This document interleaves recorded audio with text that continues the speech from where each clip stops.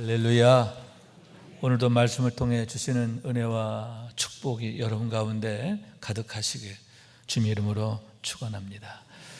여러분, 요즘 세계 많은 사람들의 눈과 귀가 북중미 월드컵에 쏠려 있지 않을까 생각하는데, 저도 별로 축구를 좋아하지는 않습니다. 그럼에도 특별히 근본에 카보베르데인가요? 어떤 그런 나라가 또 돌풍을 일으키고 하면서 또 새롭게 관심을 불러일으키게 되기도 했는데, 특별히 제가 월드컵 얘기를 제가 서두에 말씀드리는 것은 축구 선수 한 사람의 이름 때문이다 하는 거죠.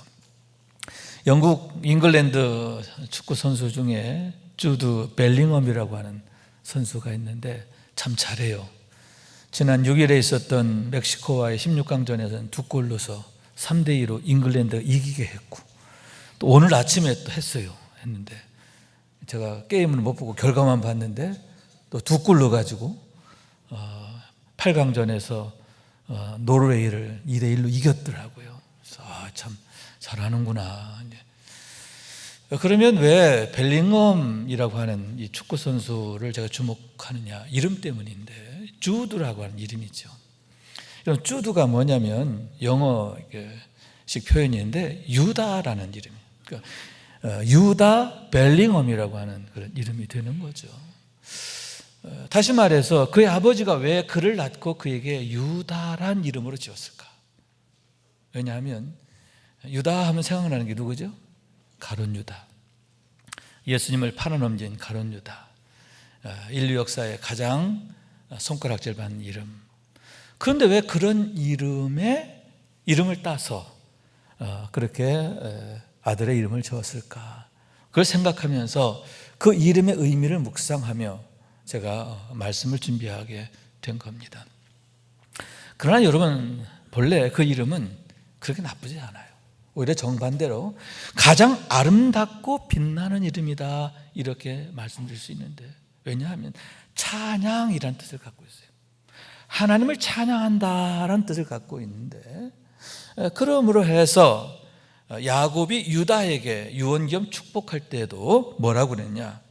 유다야, 너는 내 형제의 찬송이 될지라 라고 했는데, 그 축복 그대로 되어짐으로 인해서 그 이름이 인류 역사에 가장 빛나고 또 추앙을 받게 되었기 때문이다 라고 하는 거죠.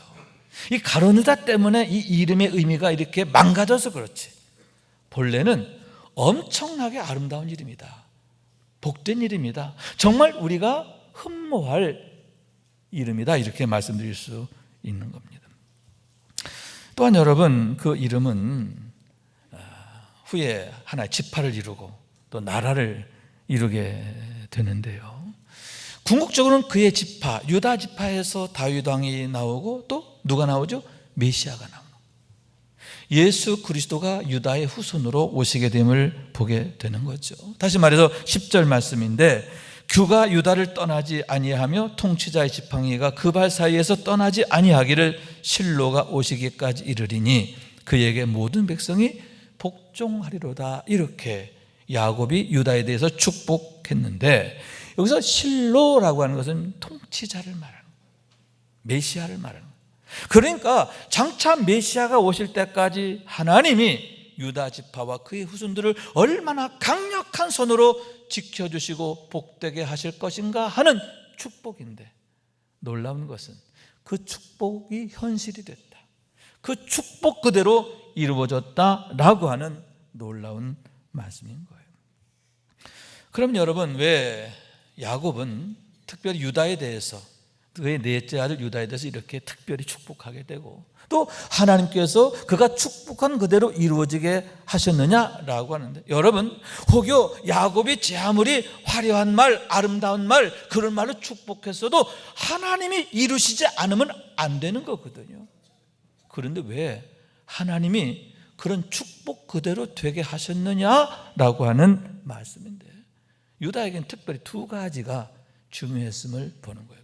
첫째는 하나님의 전적인 은혜다 하는데, 따라요. 하나님의 전적인 은혜. 아멘. 하나님께서 특별히 유다를 축복의 도구로 쓰셨다라고 하는 말씀입니다. 그게 그에게 또 그의 가문에, 그의 후손들에게 축복이 됐다라고 하는 거죠. 유다는 야곱의 네 번째 아들이에요. 레아를 통해서 얻은 아들이 되는데, 태어나면서부터 너무나 감사하게도 그 가정에 웃음을 가져오게 돼요. 다시 말해서 어머니 레아의 눈에서 눈물을 그치게 하고 웃게 하고, 그러므로 해서 그의 온 가족에 다시 웃음이 돌게 하는 그런 역할을 유다가 하게 되었다라고 하는 말씀인 거예요. 여러분 잘 아다시피 야곱은 본의 아니게 레아와 라헬 이 두 자매를 아내로 삼게 돼요. 이 장인 라반의 속임 때문이죠. 본래 야곱의 첫사랑이자 끝사랑은 누구예요? 라헬이거든요. 그런데 그의 아버지가 야곱을 속이고 레아를 먼저 신방에 들여보내고 그 놈으로 말미암아 이렇게 두 아내를 얻게 되었는데, 문제는 뭐냐? 야곱의 그 마음이 변치 않는 거예요. 결혼하고서도 항상 야곱의 눈과 마음이 누구에게만 있어? 라헬에게만 있는 거예요. 그러면서 늘 레아는 늘 남편의 뒷모습만 보면서 슬픔과 또 우울함, 거기서 벗어나지 못하는 거죠. 자, 그런 그의 마음의 상태를 보여주는 게 뭐냐? 아들들의 이름이에요. 그가 맏아들을 낳게 되는데, 그리고 이름을 뭐라 지느냐? 여호와께서 나의 괴로움을 돌보셨으니 이제는 내 남편이 나를 사랑하리로다. 얼마나 불쌍해요, 그죠? 그래서 루벤이라. 둘째 아들을 낳는데 이번엔 뭐예요? 여호와께서 내가 사랑받지 못함을 들으셨다. 아이고 얼마나 비참해, 그죠? 내가 사랑받지 못하는 걸 하나님이 들으셨어. 그래서 시몬이라 이래. 그 시몬이 이름의 뜻은 그 뜻이에요. 하나님이 나의 사랑받지 못함을 들으셨다, 그런 뜻이에요. 셋째를 낳고서는 또 뭐라고 그래요? 내가 이제는 그에게서 새 아들을 낳았으니 나와 연합할 것이다. 그래서 레위란 이름의 뜻은 연합이라는 뜻을 갖고 있는데, 여러분 항상 남편의 뒷모습만 바라보면서 남편의 사랑을 갈구하는 그런 이 레위의 이 슬픈 모습, 이 슬픈 마음, 이 정말 참담한 마음, 이 안타까운 마음, 그런 마음에 레아를 보게 되고, 그러니만큼 날마다 그의 눈엔 눈물이 그치지 않게 됐다는 거죠. 그런데 여러분, 네 번째 아들을 낳으면서 그의 심령의 변화가 일어나요. 그래가지고 네 번째를 낳고는 뭐라고 고백하게 되느냐? 내가 이제는 여호와를 찬송하리로다. 할렐루야. 맨날 나는 고생입니다, 나는 버림받았습니다, 나는 슬픔입니다, 이렇게 원망하고 한탄하던 레아가 넷째 아들을 낳으면서부터는 뭐라고 그래요? 내가 이제는 하나님을 찬송합니다. 할렐루야. 그러면서 뭐라고 이름을 지었어요? 유다라 이름하게 됐다. 그러면 여러분, 왜 하필 이 넷째 아들을 낳으면서 이렇게 그의 심경의 변화가 일어났을까? 하나님께서 유다를 축복의 통로로 사용하셨음을 보게 되는데, 여러분 어떤 계기인지는 몰라요. 여러분 이렇게 유다를 잉태하고 해산하는 과정에서 하나님이 그를 찾아오셔서 각별히 만져주시고 그의 마음을 여시고 눈을 여시고, 그러므로 해서 어떻게 해요? 그의 시선이 옮겨지게 되었음을 보게 된다라고 하는 거예요. 그동안에 야곱만 쳐다봤어요. 야곱만 바라봤어요. 그런데 이제는 그의 눈이 하나님께로 옮겨지게 된 줄로 믿습니다. 하나님께로 옮겨지니까 그동안 보이지 않던 게 보이는데, 이미 내게 주신 하나님의 축복들이에요.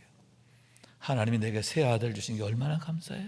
거기에 더해서 이번엔 넷째 아들까지 주었어. 여러분, 그로 인하여 이제는 야곱으로 인하여 슬퍼하는 자가 아니라 하나님으로 인하여 기뻐하게 되는 자가 된 줄로 믿습니다. 슬픈 마음이 기쁜 마음이 되고, 원망하는 말이 감사하는 말로 바뀌게 되었음을 보게 된다는 거죠. 여러분 얼마나 참 감사한 일인가 하는데, 여러분 유다가 그런 놀라운 변화의 그 기점이 되고 시작이 되었음을 보게 되는데, 왜 그렇게 됐을까? 여러분, 하나님이 유다를 축복의 도구로 쓰신 것을 믿으시기 바랍니다. 여러분, 이게 하나님의 은혜죠. 여러분, 우리가 하나님으로부터 어떻게 쓰임받느냐, 이거 내 권한이 아니에요. 마치 토기장이가 진흙을 가지고 이걸 뭘 만들까? 여러분, 진흙이 나 이거 만들어주세요, 저거 만들어주세요 할 수 있는 게 아니잖아요. 전적으로 토기장의 권한이에요. 귀한 것으로 만들 수도 있고 그냥 아무렇게 쓸 것 만들 수도 있고 그럴 수 있는 거예요. 마찬가지로 여러분, 하나님의 절대 권한인데 유다의 경우 이렇게 선하고 아름다운 일, 귀한 일에 쓰임받게 되었음을 믿으시기 바랍니다. 여러분, 이런 하나님의 은총이 있기를 원해요. 하나님에게 귀히 쓰임받는 그릇으로 세워지고 쓰임받게 되기를 원합니다. 그래서 여러분, 우리 가정이, 우리 자녀들이 하나님 앞에 축복되기를 원하는데 우리 교회가 하나님의 축복의 통로가 되는 은혜가 있으시기를 주님의 이름으로 축원합니다. 두 번째로는 뭐냐 하면은 여러분, 그가 살리는 일에 열심을 다하게 되었기 때문임을 보게 되는 거예요. 유다는 어떤 사람이냐? 살리는 일에 열심을 다하는 그런 사람이었고 그것을 하나님께서 기억하셨고 축복하셨음을 보게 된다라고 하는 거죠.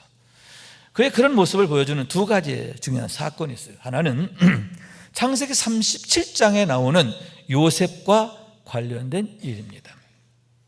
요셉이 애굽의 종으로 팔려가게 된 일과 관계있다, 그러한 말씀인 거죠.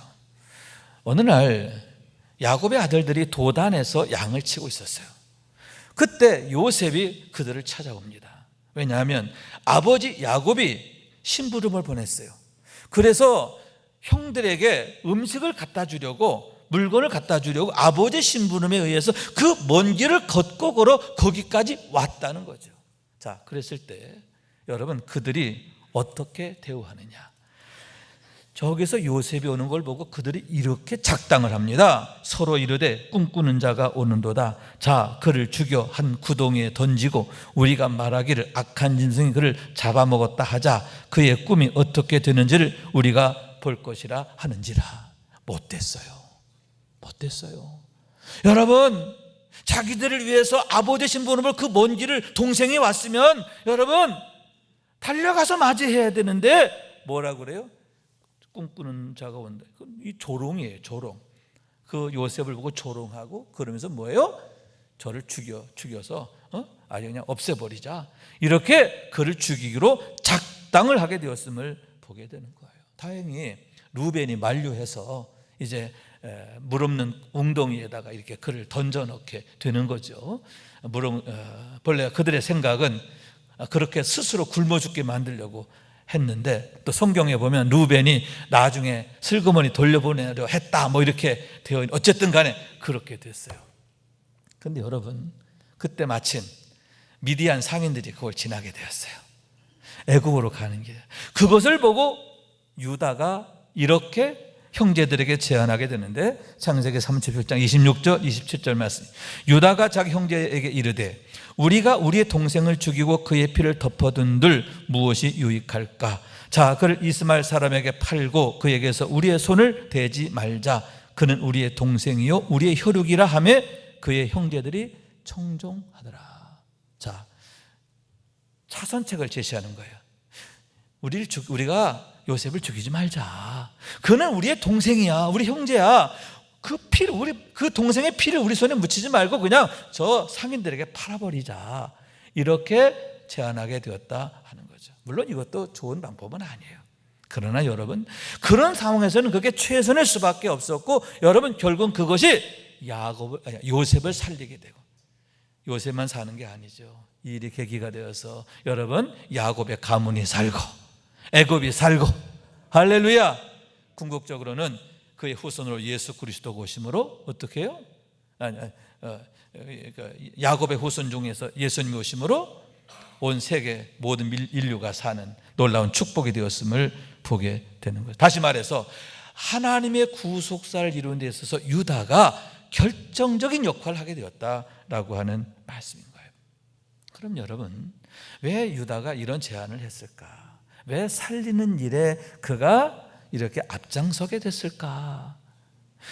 그의 마음이 거기에 있었다는 거죠. 살리는 일이 있었다는 거예요. 그런 그의 마음을 보여준 힌트가 어디에 있느냐 하면 그가 형제들에게 한 말이 있습니다. 자, 다른 형제들은 뭐라고 말하냐? 저 꿈꾸는 자, 조롱하는 말이죠. 또 그리고 요셉에 대해서 그를 이렇게 말해요. 형제로서의 마음이 없는 거예요. 남처럼 대하는 거예요. 원수처럼 대하는 거예요. 그러나 여러분, 유다는 한결같이 뭐라고 말하느냐? 그는 우리의 동생이요 우리의 혈육이다, 이렇게 말하는 거예요. 다른 형제들과 유다의 마음이 달랐다라고 하는 말씀이죠. 요셉에 대해서 형제를 가지고 다가가는 거죠. 사랑을 가지고 긍휼의 마음을 가지고 어떻게 하면 내 동생 요셉을 살릴 수 있을까, 그런 마음으로 다가가게 되었을 때 그처럼 요셉을 살리게 되고 결국은 그 일을 하나님이 기억하시고 또 축복하셨음을 보게 되는 거죠. 또 하나의 사건은 뭐냐면 베냐민과 관계된 사건이에요. 창세기 44장 33절 말씀인데, 이제 주의 종으로 그 아이를 대신하여 머물러 있어 내 주의 종이 되게 하시고 그 아이는 그 형제들과 함께 올려 보내소서. 자, 이 무슨 얘기냐? 식량이 떨어져서 애굽 땅에 이제 식량을 사러 갔지요. 여차저차 해가지고 어떻게 되느냐? 베냐민이 애굽 땅의 종으로 남게 됐어요. 도둑놈으로 물려가지고 이제 베냐민이 종으로 남게 됐다는. 그랬을 때 누가 나섰느냐? 유다가 나선 거예요. 여러분, 이런 때 누가 나서야 돼? 맏아들인 루벤이 나서야 되잖아요, 그죠? 가만히 있어요. 근데 누가 나서느냐? 유다가 나서는 거예요. 유다가 나서서 뭐라고 말하냐? 총리님, 내 동생 베냐민을 돌려보내 주시고 제가 대신 동생 대신 종이 되겠습니다. 내가 여기 애굽에 남아서 동생 대신 내가 종이 될 테니까 저를 담보하시고 베냐민을 살려주십시오, 돌려보내 주십시오, 이렇게 부탁하는 내용임을 보게 되는 거죠. 무슨 얘기냐? 동생 베냐민을 위해서 스스로 종이 되기를 자처하는, 스스로 담보가 되기를 자처하는 유다의 모습을 보게 되는 거죠. 여러분, 동생을 살리기 위해서 내가 죽기를 각오하는 거죠. 동생을 구원하기 위해서 자기가 종 되는 걸 자처하는 거예요. 여러분, 그런 그의 중심, 살리는 일에 늘 앞장서고 중심에 드는 유다의 그 마음, 그 중심, 하나님이 기억하셨고 그것을 얼마나 귀하고 아름답게 보셨는가 하는 얘기입니다. 왜냐하면 여러분, 하나님이 가장 귀하게 여기시는 게 그 일이기 때문이에요. 여러분, 왜 하나님께서 당신의 독생자까지 내어주셨습니까? 요한복음 3장 16절이잖아요. 하나님이 세상 이처럼 사랑하사 독생자를 주셨으니 이는 그를 믿는 자마다 멸망하지 않고 영생을 얻게 하십니다. 뭐예요? 살리는 거잖아요. 영생, 영원히 살게 하려고. 멸망은 사망이잖아요. 사망에서 건져내려고, 죽은 자들을 다시 살리려고. 할렐루야. 하나님께서 당신의 독생자까지 내어줄 정도로 모든 사람을 살리기를 원하시는데, 여러분, 그 일에 늘 앞장서고 열심을 다하는 유다를 보셨을 때 얼마나 흐뭇하셨을까, 고마우셨을까, 좋으셨을까라고 하는 말씀인 거예요. 그렇기 때문에 여러분, 우리도 늘 우리가 힘써야 될 게 뭐냐? 살리는 일이에요. 아멘.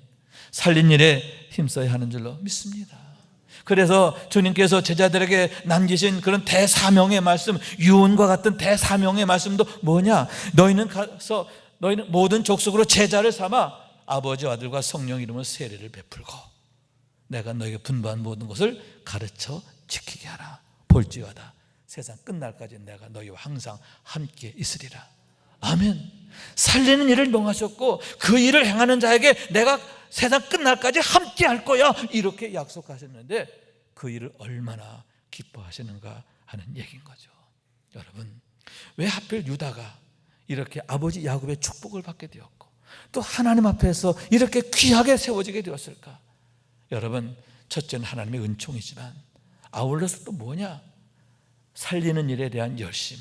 여러분, 이 일에 열심하고 그러면 유다처럼 하나님 앞에 기억되고 주목받고 쓰임받는, 더 아름답게 세움받는 우리 모두가 될 수 있기를 주님의 이름으로 축원합니다.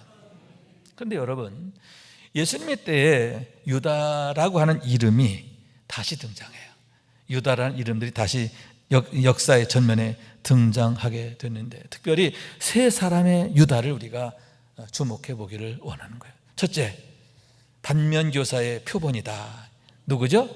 가룟 유다죠. 가룟 유다. 유다인데 망가진 유다, 실패한 유다, 불행의 아이콘이다, 이렇게 말할 수 있는 거죠. 너무나 불행하고 안타깝게 된 그런 유다의 모습을 보게 된다 하는 거죠. 그럼 왜 그가 그처럼 망하게 되었을까? 이유는 간단해요. 죽이는 일에 그가 가담하게 되었어요. 여러분, 그가 예수님을 은하 30냥에 팔아넘기죠. 그 일은 무엇입니까? 예수를 죽이려고 하는 자들과 같이 짝이 되는 거예요. 그래가지고 예수를 죽이는 일에 가담하고 앞장을 서게 되었기 때문인데, 결국 그로 인해서 그가 망하게 되었음을 보게 된다 하는 거죠. 그럼 왜 그가 그런 일을 하게 되느냐? 두 가지인데, 하나는 뭐냐? 내 생각이 앞서는 거예요. 하나님의 생각보다, 예수님의 생각보다 내 생각이 앞서요. 다른 또 하나는 뭐냐? 돈을 사랑하는 마음. 하나님을 사랑하는 마음보다 돈을 사랑하는 마음이 더 그 마음에 가득 차 있었다. 그런 마음의 틈바구니 속에 악한 마귀가 파고들었고, 결국 여러분, 내가 예수님보다 앞서는 삶, 하나님보다 앞에 있어. 하나님 없는 삶이죠. 하나님 없는 삶이 되다 보니까 마귀의 시험, 마귀의 미혹을 그가 이겨낼 방법이 없는 거죠. 결국 마귀의 종으로 전락해버리고 결국 망하게 되었음을 보게 되는 거죠. 그렇기 때문에 여러분, 항상 우리 주의할 게 뭐냐? 앞서는 거예요. 물론 선한 일에, 살리는 일에는 앞장서야죠. 그러나 예수님보다 앞서면 안 돼요. 하나님보다 앞서면 안 돼요. 반면에 힘써야 될 게 뭐냐? 주님의 뒤에 서는 거죠. 그래서 주님께서 제자들을 부르실 때 뭐라고 그랬어요? 나를 따라오라고 그랬잖아요. 따라오라는 얘기는 뭐예요? 내 뒤에 서라는 거예요. 여러분, 항상 하나님의 말씀에 아멘 아멘 순종하는 삶이 되어야 하는을 믿으시기 바랍니다. 그래서 예수님께서 직접 제자들에게 본을 보이셨는데, 첫째는 뭐냐? 여러분, 예수님의 모든 일에는 항상 앞에 나오는 구절이 뭐예요? 말씀대로, 말씀하신 대로. 할렐루야. 여러분, 예수님은 말씀대로 오셨고, 말씀대로 사셨고, 말씀대로 죽으셨고, 말씀대로 부활하셨고, 말씀대로 다시 오실 줄로 믿습니다. 예수님은 항상 자기 생각으로 하신 분이 아니에요.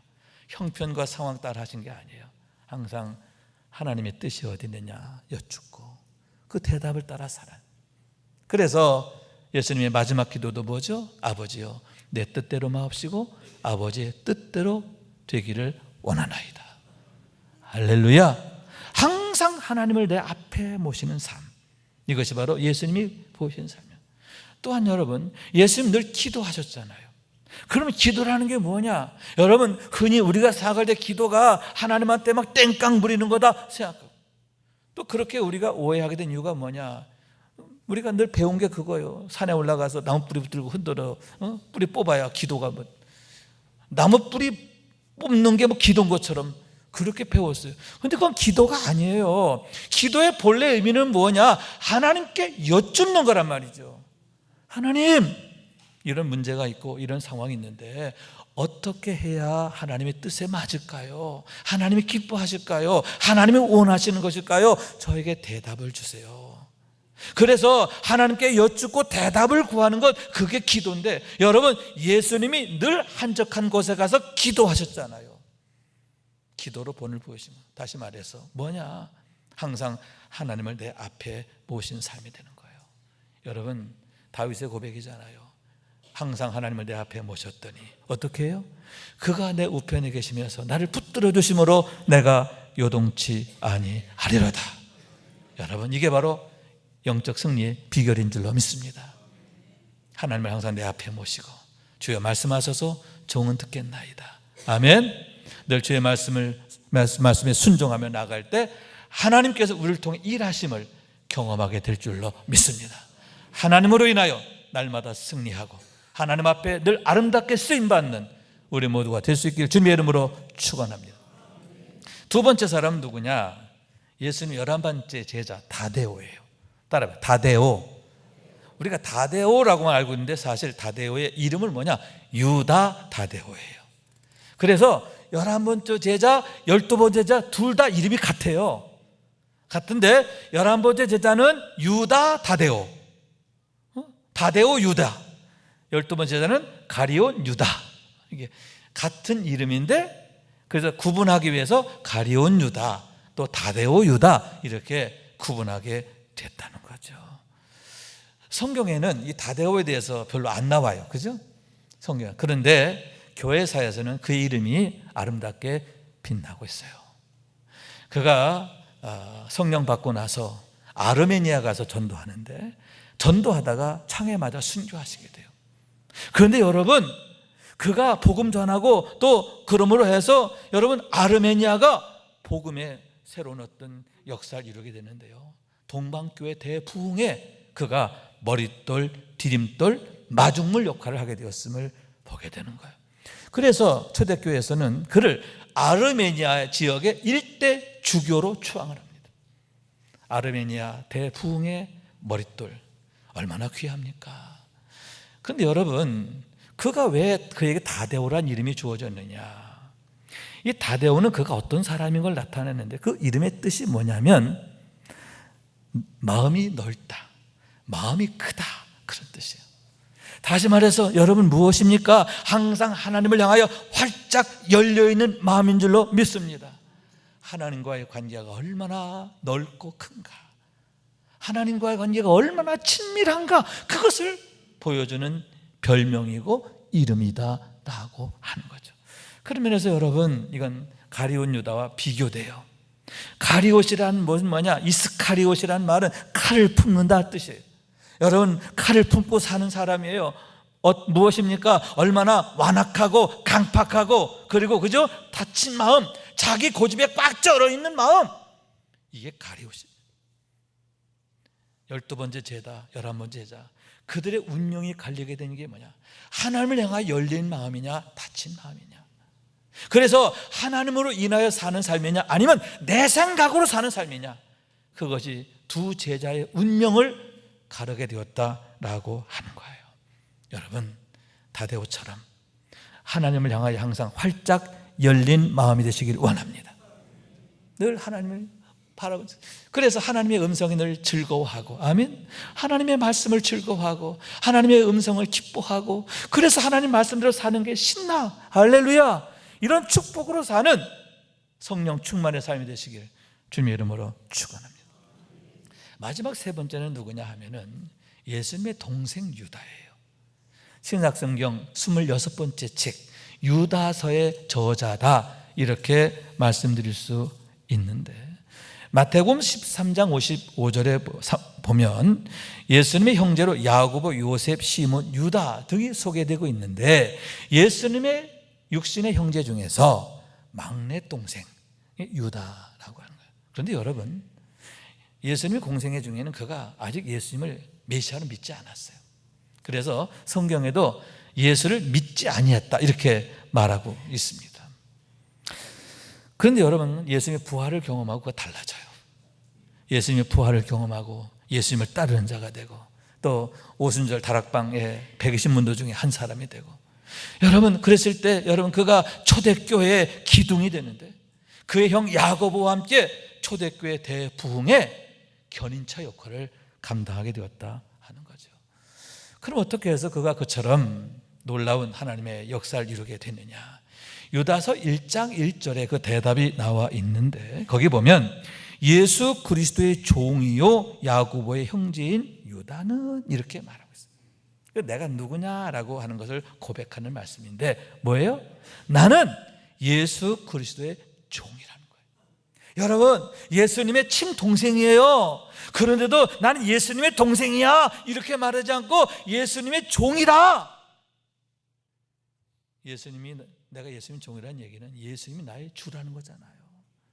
다시 말해서 항상 그의 모든 삶은 예수 그리스도가 나의 주이심을 고백하는, 그의 모든 가치 기준점을 예수께 두는, 그의 모든 삶의 우선순위를 예수께 두는, 여러분, 오직 예수로 인해 사는 삶을 즐거워하는 그의 모습을 여기에서 보여주고 있는데, 그것이 그를 아름답고 위대하게 만들었음을 보게 되는 거죠.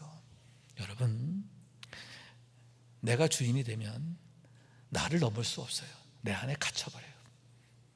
육신의 생각, 육신의 그 형편 상황, 거기서 헤어날 수 없어요. 그러나 여러분, 능력이신 하나님이 나의 주가 되시면, 여러분, 예수 그리스도가 나의 주이심을 고백하는 삶이 될 때 주님이 나의 주가 되셔서 나의 모든 걸 주관하시고 섭리하시고 역사하시고 축복하심을 믿으시기 바랍니다. 여러분, 그게 성령 충만이잖아요. 아멘. 성령 충만함을 살 때 성령이 내 안에서 역사하신 삶이 되잖아요. 내가 예수 그리스도의 종임을 고백하는 삶이 될 때, 여러분, 예수님이 나의 주가 되셔서 나의 모든 삶을 선하고 아름답고 복되게 만들어 가시는데, 우리의 삶의 날마다의 현장이 하나님의 일하심의 자리가 된다라고 하는 말씀인 거예요. 그랬을 때 여러분, 유다가 초대교회에 정말 기둥이 되는 거예요. 초대교회 대부흥을 이루는 데에서 가장 결정적 역할을 하게 되는데, 여러분, 얼마나 하나님 앞에서 그 이름이 아름답고 빛나게 되었는가 하는데, 여러분, 우리도 이렇게 예수를 주로 고백하는 삶이 되기를 원해요. 유다처럼 나는 예수님의 종입니다. 아멘. 예수님의 종되심을 고백함을 통해서 항상 우리의 주가 되신 주님이 우리를 위해서 일하시는 축복을 날마다 경험하고 누리는 우리 모두가 될 수 있길 주님의 이름으로 축원합니다. 결론입니다. 그럼 여러분, 우리는 누구냐? 우리에게도 귀한 이름이 있어요. 그죠? 뭐예요? 제가 육신적으로 이홍규라는 이름입니다만, 영적으로는 예수 그리스도, 그리스도인이잖아요. 여러분, 주님께서 우리에게 그리스도인이란 새 이름을 주셨는데, 그러면 그 이름 앞에서 과연 나는 어떤 모습이냐? 그 이름에 나는 합당하냐? 가룟 유다처럼 그 이름을 망가뜨리는 자가 아니라 처음 유다처럼, 그리고 다데오 유다처럼, 예수님의 동생 유다처럼 그 이름에 합당한 삶이 되고 있느냐 하는데, 여러분, 그리스도인의 합한 자, 아멘, 하나님께서 인정하시고 칭찬하시는 이름의 주인공이 됐으면 얼마나 좋을까, 그런 얘기예요. 그런 면에서 우리가 유다에게서 배워야 돼요. 이 유다들에게서 배워야 돼요. 첫째, 여러분, 살리는 일에 열심을 내자. 할렐루야. 하나님이 가장 기뻐하시는 일이에요. 살리는 일에 열심을 다하자. 두 번째, 다데오처럼 뭐예요? 하나님을 향하여 항상 열린 마음을 갖자. 아멘. 항상 하나님의 얼굴을 구하고 하나님의 말씀을 구하고 하나님 나라를 구하는 그런 삶이 되자. 아멘. 성령 충만을 구하자. 마지막 세 번째, 예수님의 동생 유다처럼 뭐예요? 오직 예수님만이 나의 주심을 고백하는 삶이 되자. 그래서 늘 예수님의 종이 되기를 기뻐할 때 우리 가운데서 하나님께서 가장 선하고 아름다운 일을 펼쳐가시는데 얼마나 아름답고 위대하고 복된 일이 되는가 하는 거죠. 여러분, 그래서 그리스도인이란 이름이 우리에게 축복이 되고 영광이 되고 또 우리에게 자랑이 되기를 원합니다. 내가 그리스도임을 기뻐하는, 또 하나님 앞에서 칭찬과 축복이 되는 우리 모두가 될 수 있기를 주님의 이름으로 축원합니다. 축원합니다. 우리 말씀 생각하면서 기도하는 마음으로 아버지 하나님의 마음 우리 함께 찬양합니다.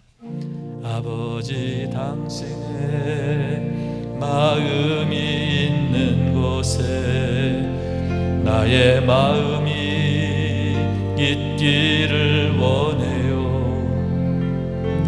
아버지, 당신의 눈물이 고인 곳에 나의 눈물이 고이길 원해요.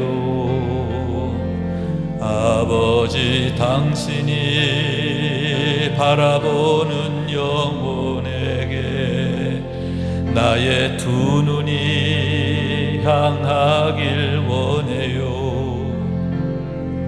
아버지, 당신이 울고 있는 어두운 땅에 나의 두 발이 향하길 원해요.